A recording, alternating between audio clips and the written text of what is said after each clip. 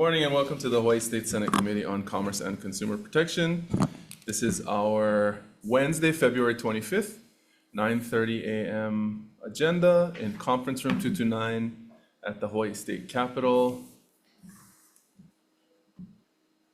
This meeting is being streamed live on YouTube, and we're here for one measure, which is a short form measure that we will be voting on, adopting the proposed Senate draft that was made available on the notice and recommitting the bill back to this committee for a further public hearing to be scheduled next week. So just to note, this is a licensing measure. This is an administrative agency request to clarify the renewal provisions on a bill that was passed last year or the year before. So it's a technical change that's necessary and requested by the administration. The recommendation is to adopt the proposed Senate draft and recommit back to this CPN committee. Members, any comments or questions? Okay, seeing none, Vice Chair for the vote. Passing with amendments, Chair votes aye. Thank you. Vice Chair also votes aye. Senator Lamasau. Aye. Senator McKelvey is excused. Senator Awa. Aye. The recommendation is adopted. Thank you. We're adjourned.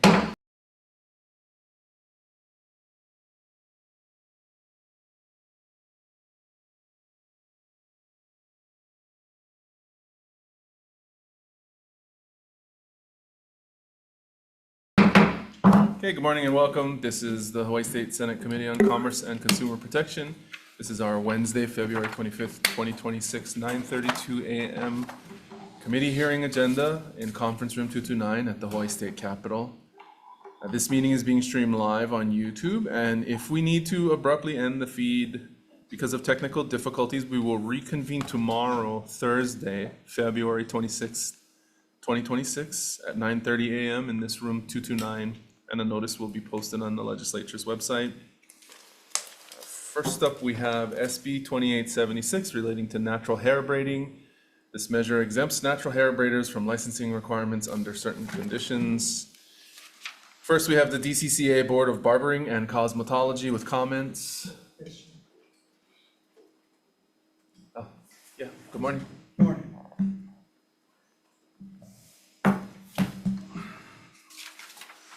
Good morning to Chair and members of the committee. My name is Alan Yim. I'm the Executive Officer for the Board of Barbering and Cosmetology.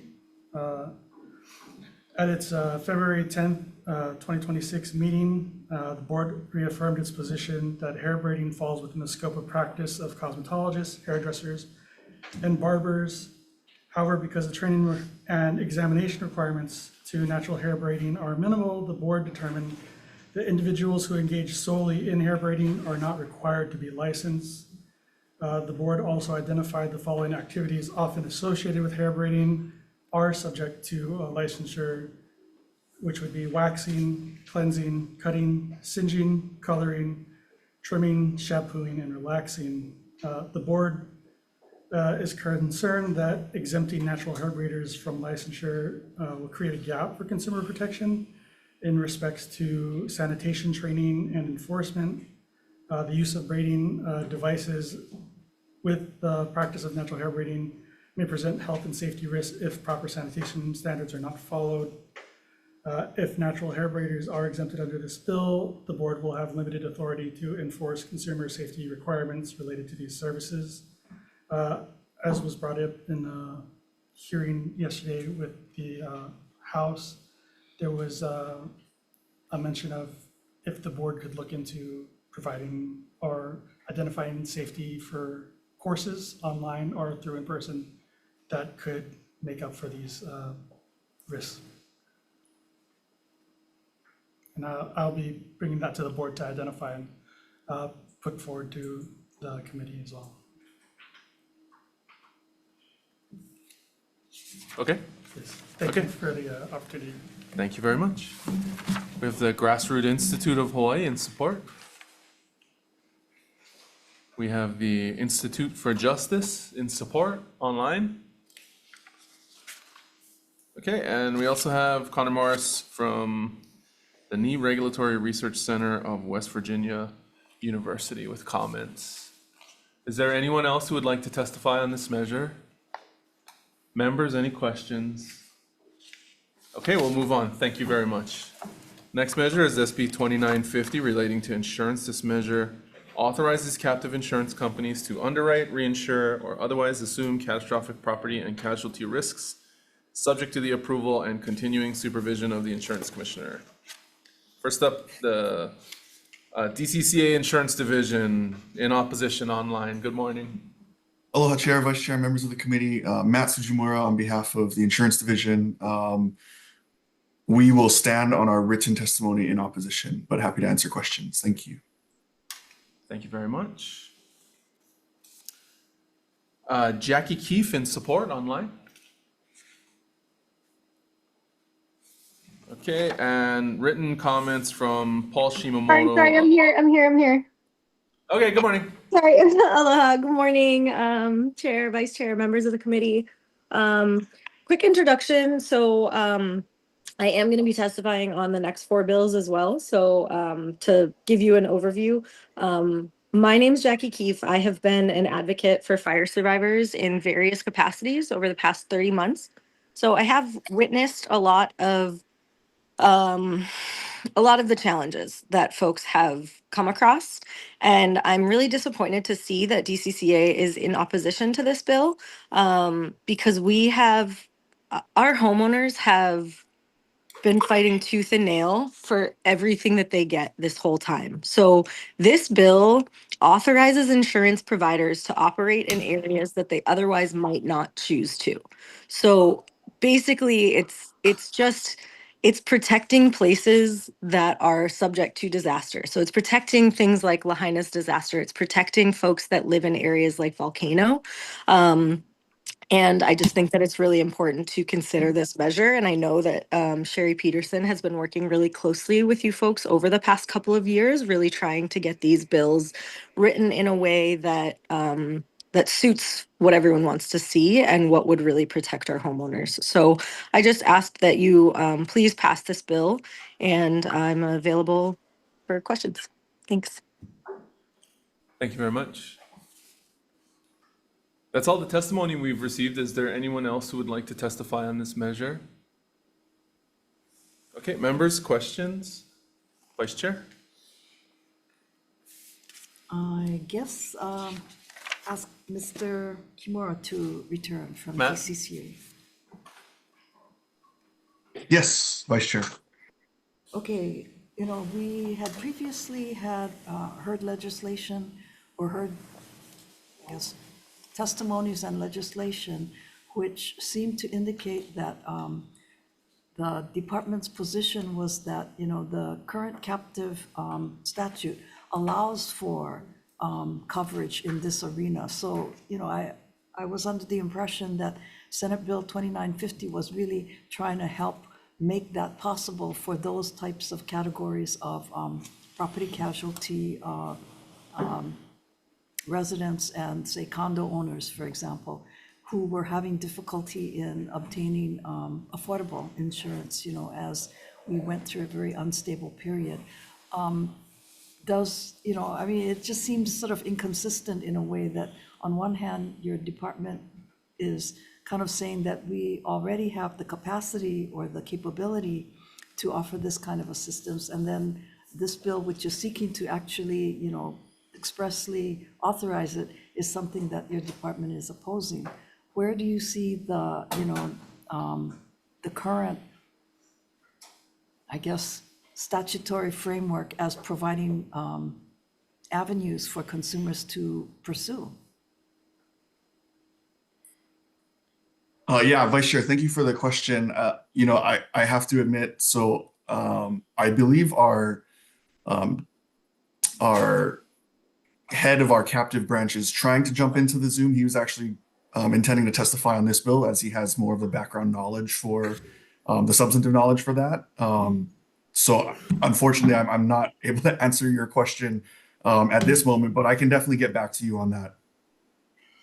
I think for, the purposes that we're seeking to provide additional assistance and coverage, to those who who have had difficulty in maintaining coverage over the last few years. It would seem that, the Captive Insurance Council perspective is something that is a lot more supportive of working together to try and find an appropriate pathway to that. Yeah, so I'll actually defer to Andrew Kurata, who is the head of our captive branch, for your questions, Vice Chair. Hi, so sorry I had trouble with getting in, and I really just caught the kind of the tail end of that. So I apologize, but what I did hear and my comment behind it would be that Andrew, can you introduce yourself first, oh, please? sure. Hi. My name is Andrew Kurata. I am the captive insurance administrator here with this with as part of the insurance division. Thank you. Good morning. Please go ahead. Okay, and I think our opposition is mainly just in terms of of allowing or the standpoint from captive insurance. As kind of noted in our testimony, the captive insurance framework is really based around formalized self-insurance for companies and not offering insurance to the public. And that's why our captive laws are a little bit different from our insurance laws because of that framework. So with this bill, if a captive insurance company were to be allowed to offer its insurance to the public, like a typical like admitted commercial insurance company, the regulatory frameworks don't quite match because there are certain, say, consumer protections. There are certain other regulatory standards that a commercial carrier, an admitted carrier, are subject to, which a captive is not, because of the premise that the captive is operating in a manner where it's providing insurance to its parent company and affiliates. Okay, could your division offer amendments or proposed additions to the bill which would kind of help address your concern? I think we could and would be open to more discussions in terms of how it, there could be other fits within the insurance code that would allow this. I'm just speaking specifically about the captive insurance, statutes. Okay, thank you. Thank you. Any other questions? I have a follow-up.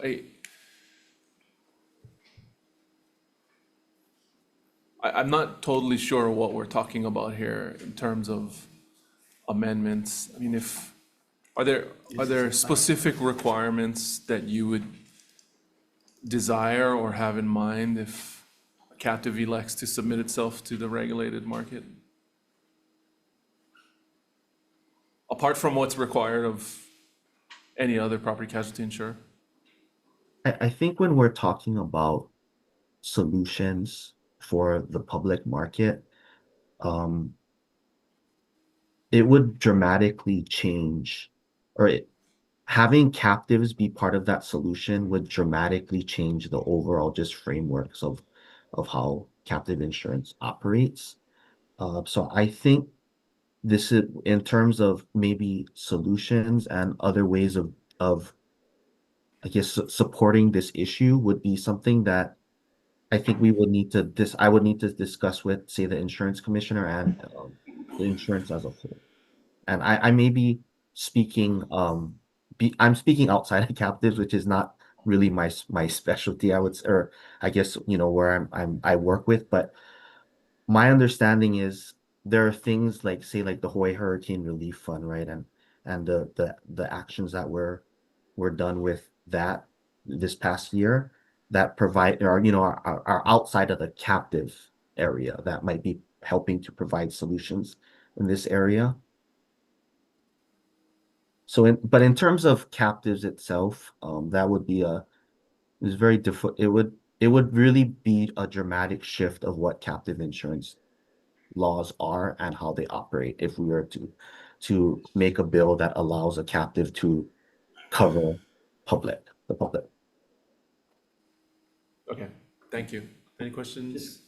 Senator McKelvey? This idea actually came from an NCOIL meeting, and New Jersey did this. And when the idea was first floated, we were told by your insurance commissioner that they can already do this, it's not needed.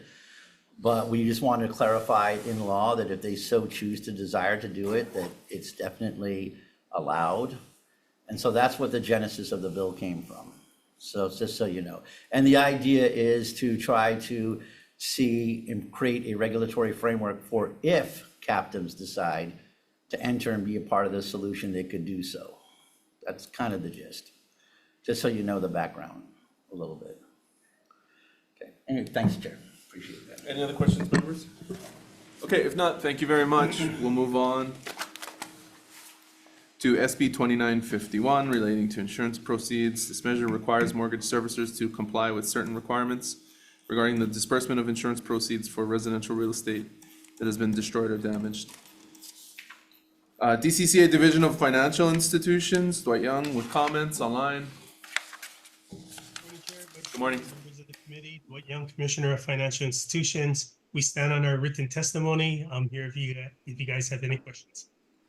Thank you very much. Amy Bach, Executive Director of United Policyholders in support online.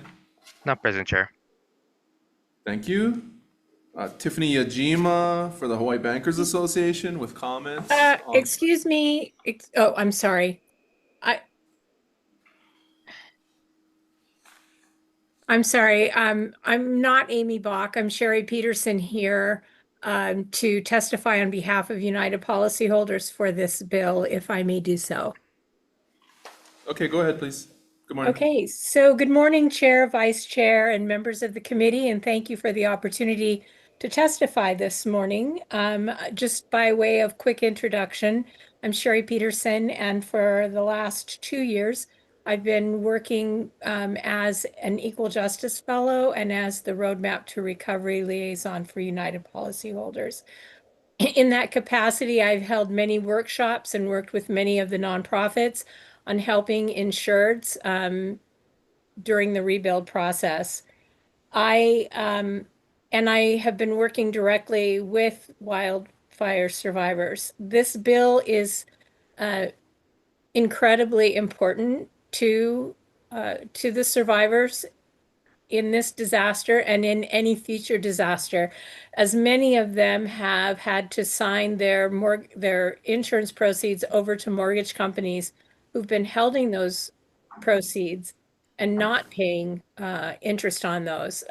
While the Hawaii banks have, in large part, been paying interest on the proceeds, many of the other banking institutions have not. Additionally, I work with fire survivors every day who are having difficulty in getting their funds released so that they can rebuild, and the delays in getting these funds released prevents them from getting home sooner. So we are in strong support of this bill. If you have any questions, I'm here to respond to those, and thank you for your time this morning. Thank you very much. Jackie Keefe in support online. Yes, mahalo, Chair. Aloha, Angus. Nice to see you. Thank you so much for these bills. I want to kako'o what Sherry said. She's been doing such important work with our fire survivors over the past 30 months and, came here as a volunteer and just stayed. So I appreciate you, Sherry. I think that it's important to add to what she said about, it's been preventing folks from getting home because, this rebuild process is already so challenging, but add on to the fact that people are having trouble accessing their own funds. And we lost, over 22,000 homes. Like we already have this housing crisis, right? And so the longer it takes for individuals to get back in their own homes, the longer it takes to open up those places for other people, and more people are leaving. Like, we are still seeing a consistent outmigration from Lahaina families. And they are like the most detrimentally impacted by this. And so, yeah, this bill, it's really about consumer protection and transparency in the insurance proceeds disbursement. And kind of to a comment about what the DCCA said on the last bill is, you know, oh, so and so allows for this, but like allows for doesn't mean it happens, right? So I think it's an important distinction between allows for and like mandates. So thank you so much for your time. Thank you very much. Is there anyone else who would like to testify on this measure? Okay, if not, we have written testimony from the Mortgage Bankers Association of Hawaii in opposition, comments from the Hawaii Credit Union League, opposition testimony from the Hawaii Financial Services Association, and support from Stacey Ann Caskell. Members, any questions? Seeing none, we'll move on. The next measure is SB 2952, relating to insurance. This measure, beginning January 1, 2027, requires certain insurers to notify policyholders of rate changes at least 60 days before the effective date of the rate change. First up, DCCA Insurance Division with comments online. Good morning. Aloha, Chair, Vice Chair, members of the committee, Matt Sujimura on behalf of the Insurance Division. The division will stand on its written comments. Thank you. Thank you very much. Hawaii Insurers Council, excuse me, Hawaii Insurers Council with comments. It's Michael Frietti. We stand on our written testimony, offering comments and suggested amendments. Thank you very much. Jackie Keefe in support online. Yes, mahalo, Chair. I just wanted to stress that the importance of tackling transparency gaps for policyholders. We are seeing a lot of time frame limitations, and the disaster. It's not, you know, it's a little bit different when a single home burns down versus an entire town burns down. The timelines are not going to be what are written into insurance policies automatically. And so SB 2952 corrects that. So it provides a minimum of 36 months to recover full replacement cost value after a declared disaster, allows for reasonable 6-month extensions for good cause, recognizes permit delays, labor shortages, and supply chain disruptions. Jackie, I think you're testifying to the next bill. This is the 60-day notification before a rate change. Could you say the number again? I'm so sorry. This is 2952. I think your comments are directed to the next bill, SB 2960, but we can note them. Okay, yeah, I think my my numbers might have been mixed up, but yes, important to tackle transparency gaps. So thank you, Chair. No worries. Thank you. We also have written testimony from the National Association of Mutual Insurance Companies in opposition, and the American Property Casualty Insurance Association in opposition, and Johnny May Perry in support. Is there anyone else who would like to testify on this measure? Members, questions? Okay, we'll move to the next measure, SB 2960, relating to property insurance. This measure establishes a minimum time frame of 36 months following loss to declared disaster or emergency for the policyholder to submit documentation to recover full replacement cost value of a covered dwelling or structure. It also allows extensions for good cause and does a number of other items. First up, DCCA with comments online. Aloha, Chair, Vice Chair, members of the committee, Matt Sujimura on behalf of the Insurance Division. The division will stand on its written comments. Thank you. Thank you very much. Mike Onofrieti, Insurers Council in opposition. We stand on our written testimony in opposition and are available for questions. Thanks. Thank you very much. United Policyholders in support online. And thank you, Chair, Vice Chair, and members of the committee, and in particular, Senator McKelvey for drafting and championing these bills. I work directly with wild survivors every week as an Equal Justice Fellow and also as United Policyholders Roadmap to Recovery Liaison. And one of the most common problems that I saw and we had to scramble on was policyholders racing against insurance deadlines that don't resemble any reality regarding Hawaii's rebuilding timelines. So rebuilding after a catastrophic loss takes years. Permitting can be slow. Getting materials shipped can be slow. contractors are scarce, and in the meantime, families are displaced. Many of the policies only give 2 years, or some of the policies, and 2960 provides a minimum of 36 months with extensions for good cause to get your replacement cost value. This measure does not cost the insurance companies any money. It only provides policyholders the opportunity to provide the benefit of what they've already paid for. So this measure would bring Hawaii in line with other states who have enacted similar legislation to allow policyholders to obtain the full benefit of their policies. So I respectfully urge your support and thank you for your consideration of this matter, and I'm available for questions. Thank you. Jackie Keefe in support.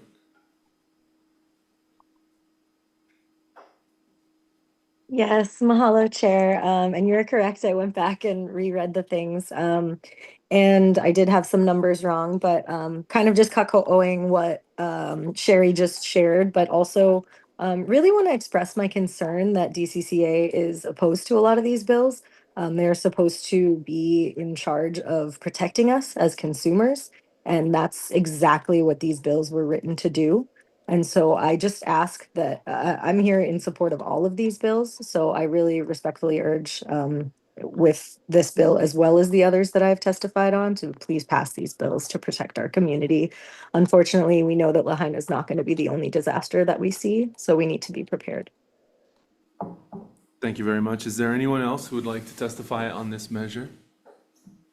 Okay, written testimony from the National Association of Mutual Insurance Companies in opposition, comments from the American Property Casualty Insurance Association, and written testimony in support from Hi'ile Kaskil and Stacey Ann Kaskil. Is there members' questions? Okay, if not, we'll move on to SB 2964 relating to property insurance. This measure requires homeowners insurers to provide policyholders with annual disclosures of replacement cost value and the sufficiency of the policyholder's coverage. DCCA Insurance Division with comments. Hello, Chair, Vice Chair, members of the committee, Matt Sujimura on behalf of the Insurance Division. The division will stand on its written comments. Thank you. Thank you very much. Mike Onifriedi, Insurers Council in opposition. Morning, Chair, members of the committee. HIC does oppose the bill. I'm just going to summarize just a couple of quick points. The effort to do this as the bill is drafted is very significant, and that cost is going to be passed on to policyholders. I've been in the industry a long, long time, depressingly long, actually, as I think about it. And the phone calls that we get from the agents that represent our customers are generally to reduce coverage because they don't like the limits that insurers provide. And the reason for that, most insurance companies that I'm aware of have what's called an inflation guard provision in the policy that increases the building value every year as an effort to keep up with inflation. And finally, this is sort of a three-legged stool. The insurer is providing the coverage, but in the independent insurance agent market, that agent actually owns the risk. It is their customer. And then, of course, you have the insured who makes renovations to their home and has some obligation to inform their agent, who then in turn informs the insurance company. And I'm available for any of your questions. Thank you. Thank you very much. United Policyholders in support online. Good morning, and thank you again, Chair, Vice Chair, members of the committee, and in particular, Senator McKelvey for getting this bill before us today. I had some written testimony that I was going to provide, but what I want to do is provide you with some stories of what I've seen, and these are just a few. Without exception, every person that I have met with since I began my job in March 2024 with United Policyholders has been underinsured. And when I speak to those underinsured, there is a very common issue that emerges, and that is that they do not understand their insurance policies. They have relied on their agents to set the value of their property, and they believed that they were fully insured. And heartbreakingly, they found out that they were not. Next Friday, I will go to a house blessing for a family of 8 who is having their home rebuilt by the Mennonites because they had $400,000 of insurance, I believe, and which was not enough to rebuild a home for the family to replace what they had.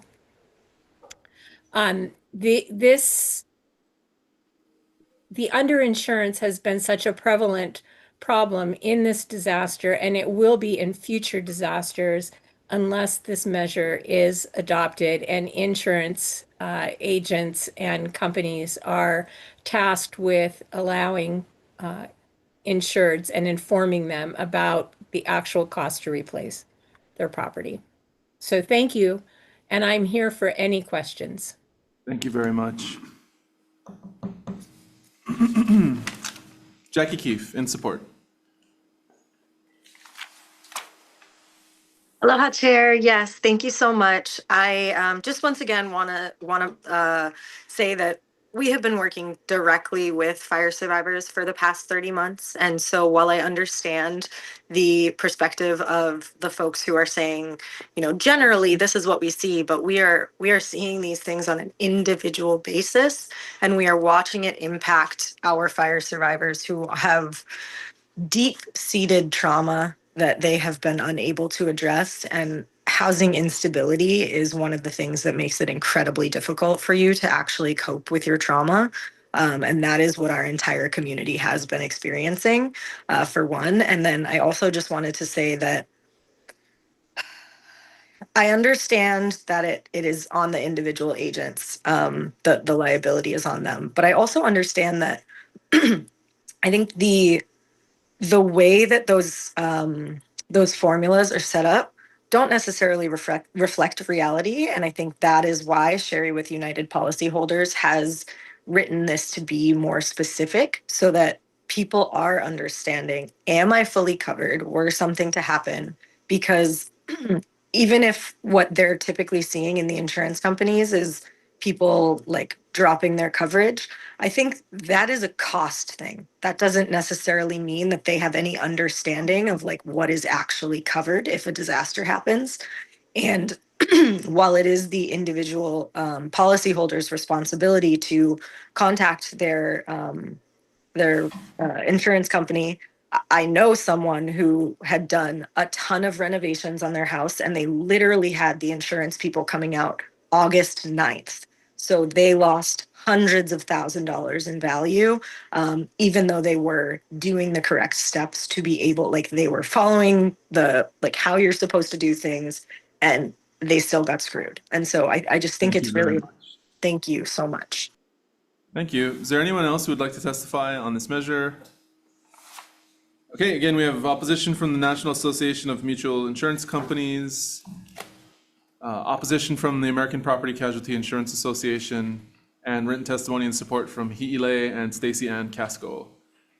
Members, questions? I have a question for Mike, Insurance Counsel.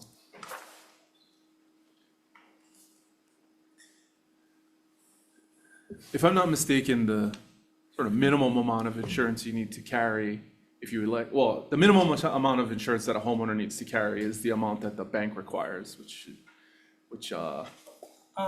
Actually, no, Okay. well, what an insurance company should do is they should insure to the replacement cost of the building at the time the policy is applied for, and again, they'll apply inflationary increases. The reason it's not necessarily what the bank is requiring, sometimes the banks are insuring for a value greater than the coverage amount. So if your loan is $1 million house, maybe you can rebuild it for $650,000, but you have an $800,000 loan. Now, some banks may require that, and if they do, we will comply as the insurer, but we are trying to insure just to the replacement value of the property, of the home, not the entire property. Okay. I guess I'm not sure how absent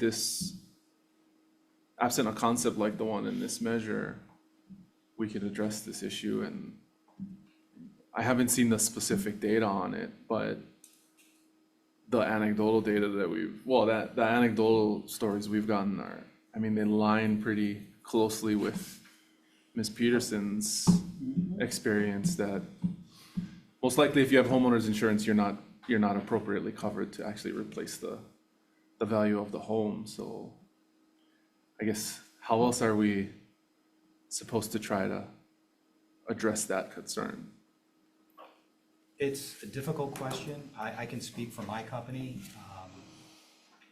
Our insureds generally were okay. Now, we have a very old book of business, and therefore they've been getting inflationary increases for a very, very long time. If you look at construction inflation, there are some years where it's 1 or 2%, or a couple of years where it's 9 or 11%. On average, if you have an inflation factor that works, things can work out. I can't speak to what other insurers do. I can say that the way the bill is drafted, it would require insurers effectively to do physical inspections every year, including things like architectural fees and all of those things. I mean, we're talking. Right. So I $100 get per that customer. part, and I think it's difficult. Well, it's difficult to decipher from the testimony and the bill whether the rate of underinsurance is a function of year-to-year uncertainty, or whether there's a systemic pattern of underestimating inflationary costs increases or the value of the property, Yeah. right? Because it is volatile, but there's a pretty clear trend line in Hawaii, and that trend line is that property values never go down, and construction costs never go down, right? So it's just a matter of how high they go. how high you estimate the increases, right? Well, let me say this, insurers have zero desire to underinsure. That means we're not collecting adequate premium, because in situations which are tragic when they occur, I do not minimize how difficult it is. Sure. There's gonna be litigation that insurers will be engaged in, or the agents, or both. So we don't have a desire to underinsure anybody. There's no benefit to us. Our goal is to charge the right premium and collect the correct premium for the value of the home as it should be. I just think that the way this is drafted, I don't think we get there, because we're just gonna increase costs so much that we're gonna probably force business back into the surplus lines market, which I don't think we wanna do. Well, I appreciate that, and just so that we're clear, I don't think the bill was introduced or scheduled with the underlying assumption that, you know, the insurers weren't trying to get this right. It's just, we have some pretty glaring examples of it not being right, and a general maybe mistrust of the insurance industry's desire to be accurate over time. Year to year, I think, is a different conversation that's obviously really complicated. So, okay, any other follow-up? Senator McKelvey? Question. Yeah, no, I mean, who pays for it? When you have rampant underinsurance, who pays for it? So if in fact, It's a real easy answer, because I can tell you the answer already. well, the answer that you're seeking is it's the homeowner. No, it's the government. Well, It's the government. The reason why we invested so much money in the line was because so many people are uninsured. And what I don't understand is why the industry isn't proactively notifying people that you're underinsured, because everybody here isn't trying to get a benefit. They're trying to say is, had I known I was underinsured, I would have scrambled to provide more in coverage in case of a disaster. And they don't know. They're not being informed. And when you have all this rampant underinsurance, to the chair's point, and the companies aren't going to pay out beyond that, guess who's going to pay? The federal government, the state government, they're the ones that are going to line up to pay. So I would, and again, if people know this, they're more likely to buy increased coverage. So it helps the industry. So I guess I put the bill in, but I'm thinking to myself, why should this be in a bill and a mandated thing when the company should be proactively going out there and alerting their customers, hey, your coverage hasn't increased in 5 years, and according to our data, you're underinsured, you may need to take steps immediately to address your coverage. Nobody got anything like that. They, under the safe assumption, I bought my policy, I can rebuild. And then a disaster happens and they find out that's not the case. And then we have to come in and appropriate hundreds of millions, if not billions of dollars to help people rebuild. So I guess that's the reason. I understand some of the mechanics maybe, have unintended consequences, but I think that's the drive of the intention of the legislation, is to provide homeowners with this kind of information so they can proactively protect themselves, so that we, the government, don't have to come in to help them rebuild what they thought they could rebuild, had they known that their policy was indeed adequate. So appreciate that, Chair, but that's kind of why I just don't understand why the industry itself isn't being more aggressive and proactive on alerting people that, hey, you need to take a look at this. According to our numbers, you may be slipping into underinsurance or heavily underinsured, right? I very much appreciate the issue. And as I said, we have an interest in doing that. The questions are, do insurers capture the level of data to do what you're suggesting? So some insurers work with local contractors to get an average cost per square foot, and they do periodic reviews, and they talk to the agent. Again, we don't talk directly to the insurer or the insured, because we don't own the relationship, okay? So, and then we'll do that, but we don't necessarily, as an insurer, or I don't want to speak for the entire insurance industry, most don't have all the data necessary to do the things in this bill, or to even do as you suggest more generally. That's why they provide this automatic inflationary increase in their policies, which is approved by the regulator, so that coverage values do increase each year. That's how the industry has done this for a long time. We're certainly open to having discussions to see if there's something we can do to help. I think we need to, because these underinsurance is rampantly, and it's not just a Lahaina issue. I think, to Chair's point, you're gonna find it exists everywhere right now, so. Thank you, Chair, appreciate you allowing me the question. Yeah, I guess I have a question. So, let me see here. Your comment was that insurers should, right now, there's no requirement, but insurers should insure up to replacement value.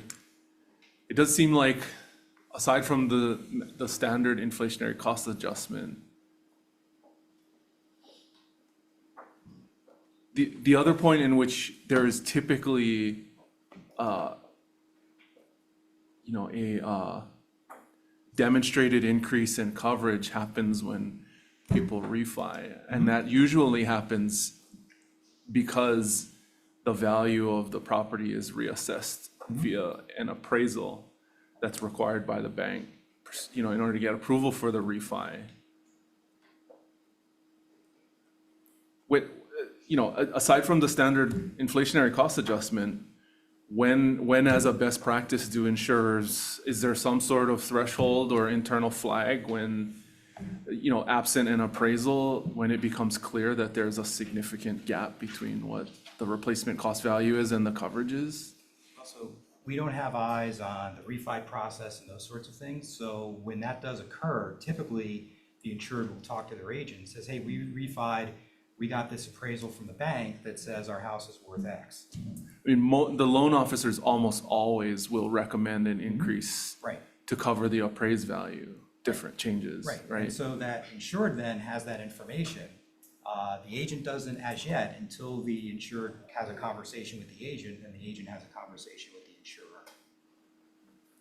Well, so now that sounds like we should get Sujimura back up here online and go, when are you guys gonna fix the inflationary cost adjustment? If there's no other trigger, then, right, it seems like the formula doesn't work. Yeah, okay. Any other questions? Thank you very much for that. Thank you. We'll move on. SB 3016 relating to privacy is next. This measure adds definitions of identifier and specified data element and amends the definition of personal information for the purposes of notifying affected persons of data and security breaches under existing state law. DCCA, Office of Consumer Protection and Support. Good morning. Good morning, Chair and members. Mana Moriarty, Executive Director, OCP. We're in support. We requested an amendment taking out the exemption for insurance licensees. Frankly, an exemption is not warranted. We want insurance licensees to report to consumers, just as every other business has to report to consumers when their information has been subjected to a breach. I wanted to take a moment, though, to urge the committee to, to acknowledge the good work that was done last session on Senate Bill 1038. Senate Bill 1038, I think the question is, how do we get to a place where we have a better data security breach law? There's no question that we're about 20 years behind right now. We have protections in place for driver's licenses and social security numbers, but the world has changed. We live in an age where we can take a swab and submit it to a DNA company, and that data can get hacked. Our law does not protect against that particular scenario. So we sorely need an update. The question is how we get there. And that's what takes me back to Senate Bill 1038. So I'd encourage the committee to look at that. Some good work was done. In particular, I was reading through the testimony on this bill from the State Privacy and Security Coalition. And I believe if you look at that testimony and you look at Senate Bill 1038, Senate Bill 1038 actually addresses points 1, 2, and 4 raised in the testimony by the State Privacy and Security Coalition. My time is running a little bit short, but with respect to point 4, it doesn't particularly do it in the way that the coalition suggested, but it does amend the definition of a personal identifier. I'll stop there, but I can take questions if you'd like. Thank you very much. DCCA Insurance Division with comments. Well, Chair, Vice Chair, members of the committee, Matt Sujimura, on behalf of the Insurance Division. We'll stand on our written comments echoing the same sentiments for the deletion of the exemption language for insurance licensees, but happy to answer any questions. Thank you. Thank you very much. Janine Suki for Hawaiian Telecom with comments.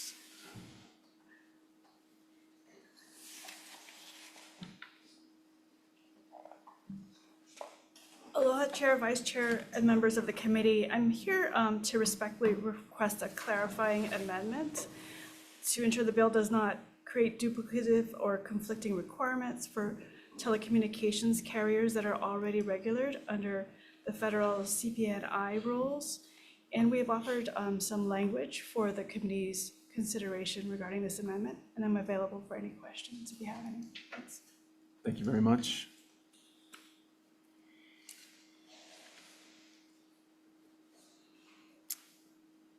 The Consumer Data Industry Association in opposition.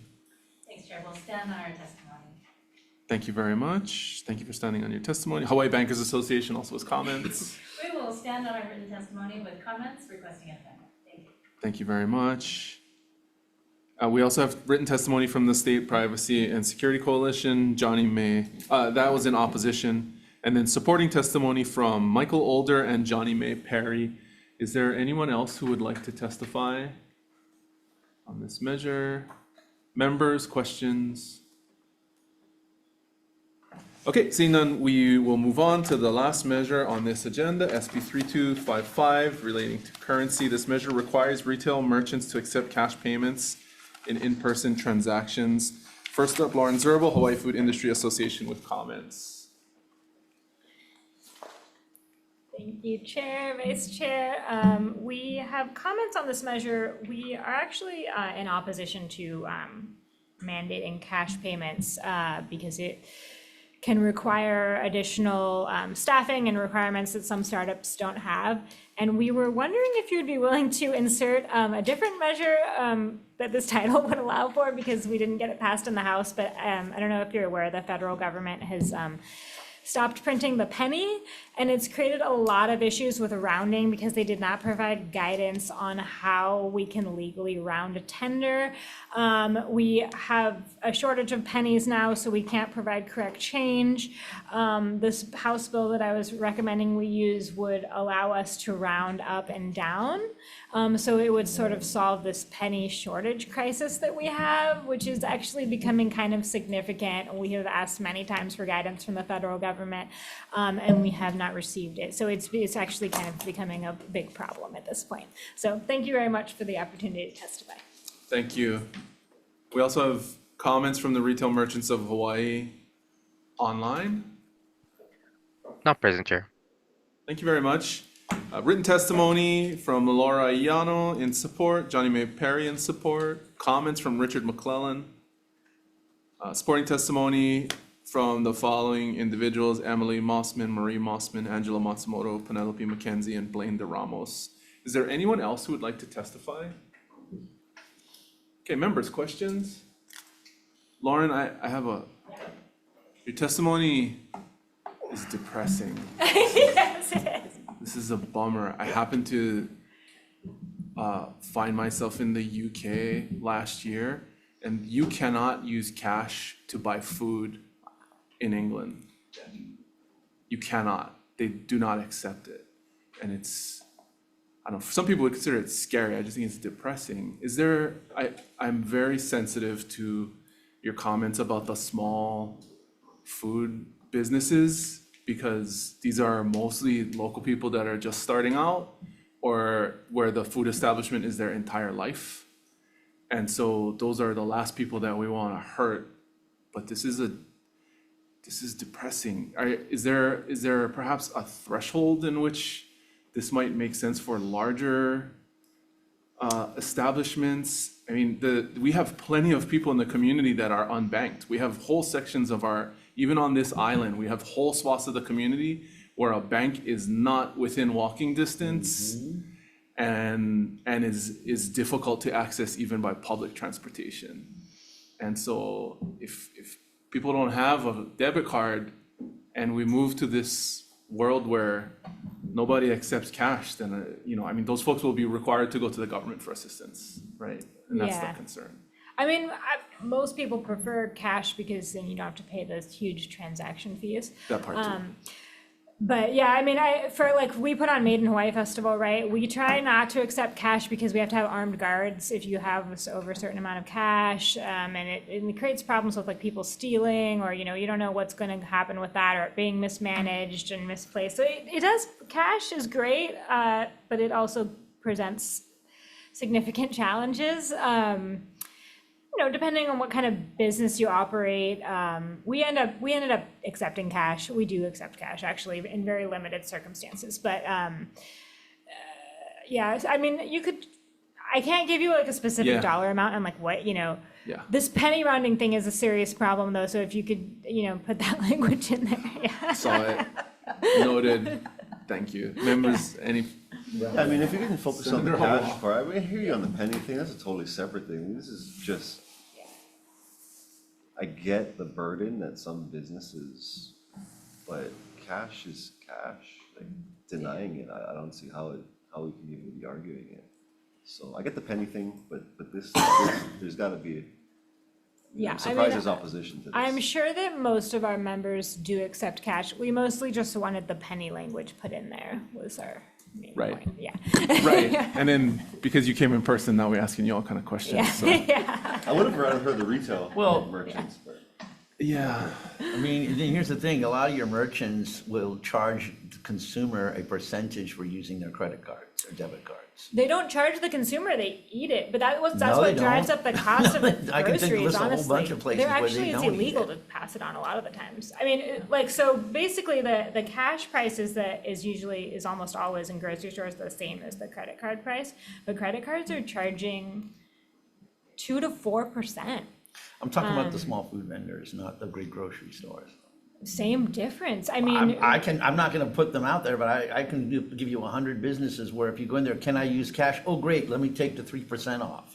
oh yeah, So. some of them do. To say Yeah. that it doesn't happen, it's happening all the time. Yeah. So, I mean, this is one of the events. And then, of course, we just got done hearing a horrible state of our PII bill before.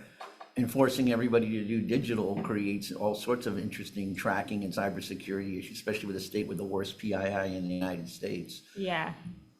Sorry, I had to get that in there. Yeah, I mean, I get your point. I think the vast majority of our businesses are accepting cash.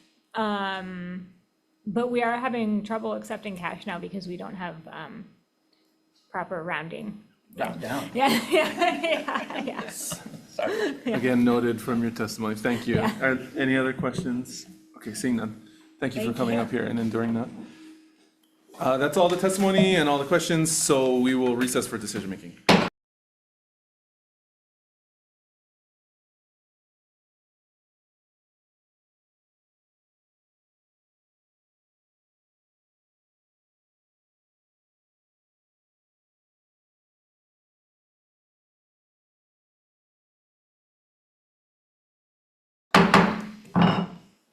Okay, we're back for decision-making on this 9:32 a.m. agenda on Wednesday, February 25th, 2026. The first measure is SB 2876 relating to natural hair braiding. The recommendation is to pass this measure out unamended. Members, any questions or comments? Seeing none, chair votes aye. Of the CPN members present, are there any voting with reservations or objections? Hearing none, your recommendation is adopted. Thank you. The next measure is SB 2950 relating to insurance. This is the captive insurance bill. The recommendation is to pass with a defective effective date of July 1, 2050. To keep the conversation going on this measure, it does sound like it warrants a further conversation on a number of the pieces of the bill. Any discussion? Okay, seeing none, passing with amendments, chair votes aye. Thank you. Of the CPN members present, any voting with reservations, objections? Hearing none, your recommendation is adopted. Thank you very much. The next measure is SB 2951 relating to insurance proceeds. The recommendation on this measure is to defer. This committee passed out SB 1366 last year, which was a more robust version, and it is sitting in the House right now, ready to move. The next measure is SB 2952 relating to insurance. The recommendation is to defect the date, pass with amendments defecting the effective date of this measure to July 1, 2050 and making technical, non-substantive changes. Members, any comments or questions? Okay, seeing none, passing with amendments, chair votes aye. Thank you. Of the members present, any voting with reservations or objections? Hearing none, your recommendation is adopted. Thank you very much. The next measure is SB 2960 relating to property insurance. The recommendation on this measure is to pass with a defective effective date of July 1, 2050 to keep the discussion moving. Members, any discussion? Comments, questions? Seeing none, passing with amendments, chair votes aye. Thank you. Of the members present, any voting with reservations, objections? Hearing none, your recommendation is adopted. Thank you very much. The next measure is SB 2964 relating to property insurance. This is the inflationary cost underinsurance measure. I appreciate the concern from the insurance industry, but the recommendation here is to pass with a defective effective date of July 1 and technical non-substantive amendments. We have a deadline coming up next week, and I would like to keep this vehicle moving so that we can continue to have a conversation about how exactly to address this issue. Members, any comments or questions? Okay, seeing none, passing with amendments, chair votes aye. Thank you. Of the members present, any voting with reservations, objections? Hearing none, your recommendation is adopted. Thank you. The next measure is SB 3016. 3016 relating to privacy. The recommendation is to pass with amendments adopting the proposed recommendations from the DCCA's Office of Consumer Protection and from their insurance division, and also adopting the proposed recommendations from Hawaiian Telcom. We'll also defect the effective date of this measure to July 1, 2050. Members, any comments or questions? Okay, if not, passing with amendments, chair votes aye. Thank you. Of the members present, any voting with reservations, objections? Hearing none, recommendation is adopted. Thank you very much. The last measure on this agenda is SB 3255 relating to currency. The recommendation is to pass with a defective effective date of July 1, 2050. Members, any discussion? We will also note in the committee report the need in the continuing discussions about this measure, the need for potentially establishing a business size threshold to account for the hardships of smaller run food establishments. Any comments, questions? Appreciate you putting the 2 cents in there. Except we won't. Thank you. Passing with amendments, chair votes aye. Of the members present, any voting with reservations, objections, hearing none, your recommendation is adopted. Thank you. We're adjourned.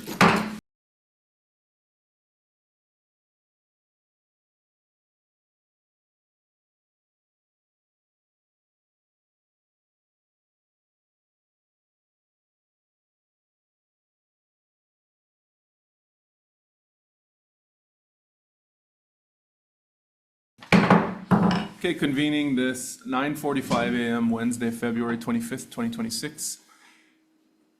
Decision-making agenda in the Hawaii State Senate Committee on Commerce and Consumer Protection. These measures were all heard by their previous subject matter committee, and we've received written testimony on these measures, reviewed it, and are making recommendations. The first measure is SB 1163 SD1 relating to privacy. The recommendation on this measure is to pass with amendments. We'll change the definition of precise location to align with current FTC rules, make some technical non-substantive amendments, and defect the effective date of this measure. Oh, there's already a defective date, so we'll keep it as it is. Members, any discussion? Okay, seeing none, passing with amendments, chair votes aye. Thank you. Of the CPN members present, any voting with reservations, objections, hearing none, your recommendation is adopted. Thank you. The next measure is SB 2400 relating to transportation. The recommendation on this measure is to pass with technical, non-substantive amendments. Members, any discussion? Okay, seeing none, passing with amendments, chair votes aye. Thank you. Of the members present, any voting with reservations or objections, noting the absence of Senator Lamasal. Your recommendation is adopted. Thank you very much. Next measure is SB 3102 SD1 relating to port pilotage. The recommendation is to pass with amendments, adopting the recommended changes from the Hawaii Harbor Users Group and several other testifiers to amend the definition of pilotage waters to exclude Port Allen. There are also technical non-substantive amendments and will defect the effective date of this measure to July 1, 2050. Any discussion? Okay, seeing none, passing with amendments, chair votes aye. Thank you. Of the members present, any voting with reservations, objections, hearing none, your recommendation is adopted. Thank you very much. Last measure on this agenda is SB 3248 SD1 relating to okolehau. Well, labeling requirements. This is the okolehau bill. The recommendation is to pass with technical non-substantive amendments, and note that there is a defective effective date. Any comments or concerns? Okay, seeing none, passing with amendments, chair votes aye. Thank you. Of the members present, any voting with reservations or objections, hearing none, your recommendation is adopted. Thank you very much. We're adjourned.